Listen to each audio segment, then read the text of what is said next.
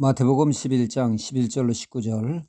임채영이라고 하는 목사님이 계십니다. 이분이 그 불교 재단이 운영하는 학교에서 공부를 하게 되었다고 하죠. 기독교 미션 스쿨에서 예배를 드리는 시간이 있듯이 불교 재단인 이 학교에서도 불교 교리를 배우는 시간이 있었다고 합니다. 가르치는 분이 수학 선생님이었습니다. 어느 날 불교 교리를 배우는 시간에 수학 선생님이 불교 교리를 가르치지는 않고 기독교를 맹비난하는 것이었습니다. 예수님을 믿는 임채영 학생이 도저히 들을 수가 없어 이 일을 제기했습니다. 그러자 수학 선생님은 크게 화가 나 믿는 임채영 학생을 법당으로 끌고 가 사정없이 두들겨 패서 그날 죽다 살아났다고 합니다. 그 일이 있고 나서부터 임채영 학생에게 어떤 변화가 일어났냐면 수학을 지지리도 못하는 학생이 되었다고 합니다. 수학 선생님에게 죽도록 맞고 나니 수학 선생님에 대하여 안 좋은 감정을 품으니까 자연스레 수학도 싫어하게 되었고 수학 실력이 곤두박질 치게 되었다는 것입니다. 이는 학생이 공부를 잘하기 위해서는 선생님과의 관계가 원만해야 함을 알 수가 있습니다.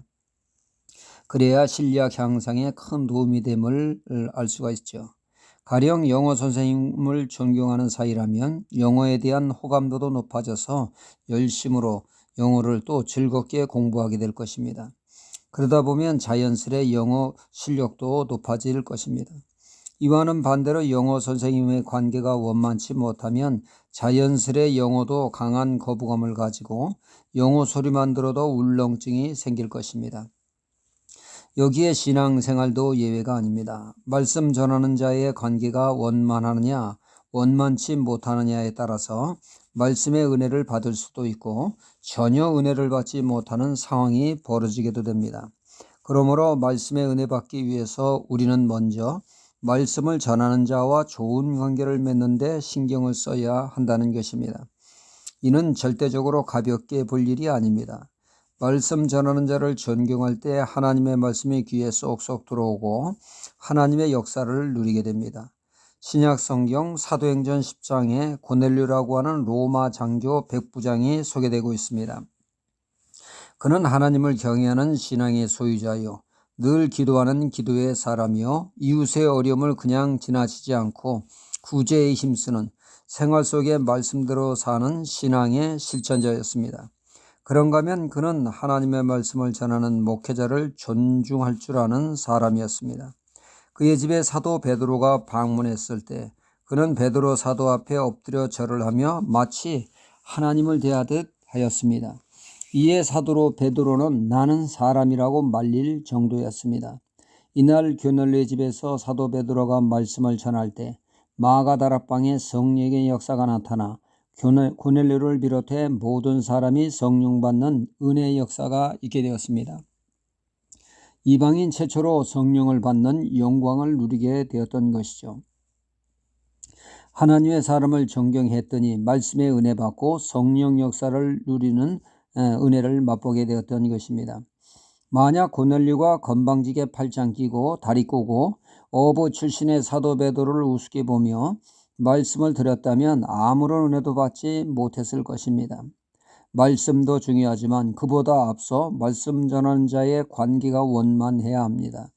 예수님 당시 유대인들은 이런 면에서 실패했습니다. 하나님의 말씀을 전하는 세례 요한과 예수님과의 관계가 최악이었습니다. 그들은 세례 요한과 예수님을 존경하기는커녕 철저히 무시했습니다. 세례 요한을 거룩한 하나님의 사람으로 본 것이 아니라 18절에 보면 귀신 들린 자로 보았습니다. 예수님에 대해서는 술을 즐기는 술꾼으로, 맛있는 음식을 탐하는 대식가로, 또 저질인 삼류 인생들과 함께하는 죄인의 친구, 즉 형편없는 저질 인생으로 예수님을 보았던 것입니다. 이렇게 철저히 무시하는 그들에게 하나님의 말씀은 들을 가치가 없는 것으로 간주하여 은혜 받는 기회, 구원받을 기회를 놓치는 자들이 되고 말았습니다. 세례 요한의 회개하라는 외침에도 불구하고 회개할 기회를 놓치는 자가 되었고 천국 복음을 증거하는 예수님의 말씀을 통하여 영광스러운 천국 백성이 될 기회를 다 놓치는 자들이 되고 말았습니다. 말씀 전하는 분들을 무시하니 기가 다치게 됐고 말씀에 철저히 무감동, 무반응으로 일관하게 되었던 것입니다. 은혜 받는 지혜로운 사람은 말씀 전하는 일을 하나님의 종으로 존중할 줄 아는 고넬료와 같은 사람이 됩니다. 그런 이들에게 오늘도 하나님의 말씀이 심령에 임하게 되고 늘 은혜 속에 살아가게 되는 은혜의 사람이 될 줄 믿습니다. 할렐루야.